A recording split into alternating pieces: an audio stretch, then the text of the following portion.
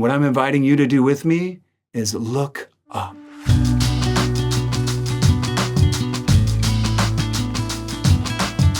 Brothers and sisters, may the Lord give you his peace. I was just praying with one of the scripture accounts of the encounter with Jesus. And there was this word that came to me of like, what is it that we're going to do? What is it that I should be doing? And the simple word is look up. That came from reading the account of Mary Magdalene's encounter with Jesus, the risen Lord. It says in John's gospel, right, that she approaches the tomb. The disciples come, they look inside, and then it says, interestingly, it says, she stooped down and she looked inside. Mary Magdalene is there at the tomb, and she's looking down. She's looking into the tomb. She's looking into the place of death. She's looking for a dead body that she might be able to find, because momentarily, Jesus is going to show up. As we read about her meeting Jesus, it says she turned around and saw Jesus standing there. She turned around. That word turned, metanoia, right, is a word about conversion.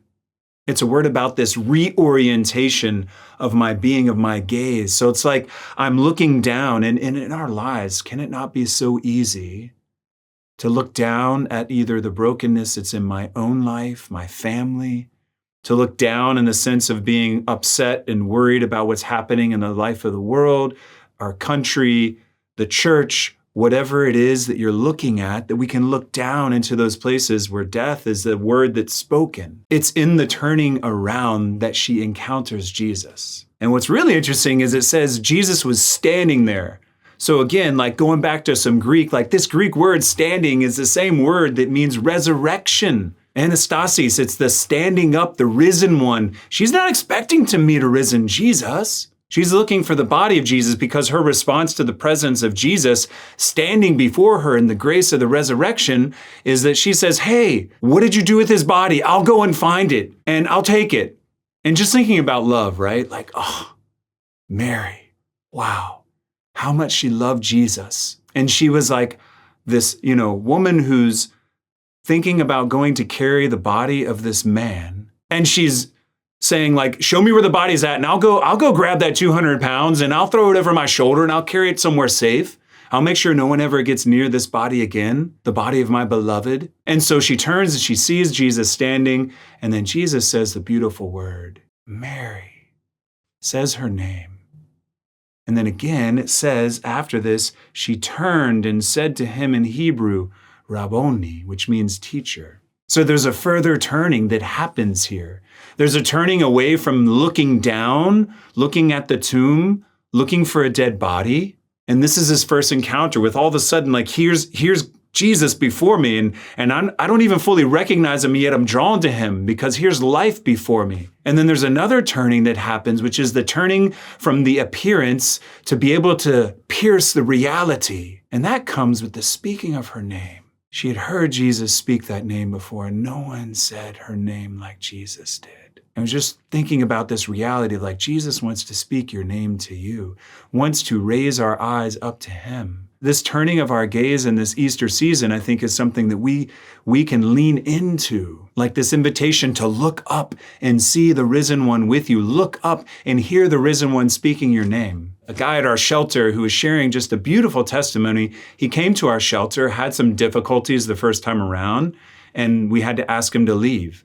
And so he was on the street for a while, and during that time just experienced this grace of awakening of faith and conversion. And he's telling me about this. He says, it's crazy. He's like, I just realized that I have a father and that I'm kept underneath his roof, in his house, and he's my refuge and he's my shelter, and he provides for me. And he says it was just crazy because I'm looking around and I was like, I don't have a physical roof over me. I'm living in the streets. It looks like the world around me is filled with all this darkness and things are dangerous. And it's like there's all these things that look like they're ugly and dark, and yet I knew that God was my shelter. I knew that I had a father who was watching over me, protecting me, providing for me. And he said it was so strange because I had this great peace in my heart.